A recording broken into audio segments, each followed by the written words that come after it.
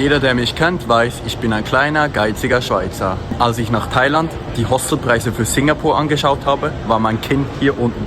Dann dachte ich mir jedoch, ja komm, eine Nacht kannst du auch im besten Flughafen der Welt schlafen. Aber erstmal ein wenig Bett fertig machen. Vielleicht hier drin.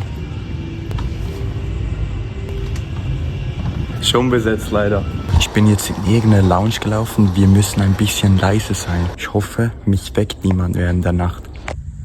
Einfach eine verdammte Steckdose. Ja. Das Ding ist ja nicht, dass ich es mir nicht leisten kann, aber ich finde das Abenteuer halt auch geil. Gute Nacht. That's everything. I'm leaving now. You came from here, right? Yes. Yeah. Es ist passiert. Wir wurden erwischt.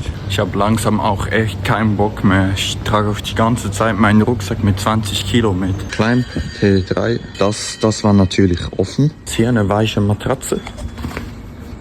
Echt nicht schlecht. Ich muss jetzt einfach pennen. Keine Lust mehr. Guten Morgen. Ich habe auf jeden Fall besser geschlafen, als ich aussehe. Und das Ganze war for free. Ich habe mir mit dieser Aktion gerade 10 Eislattes gespart.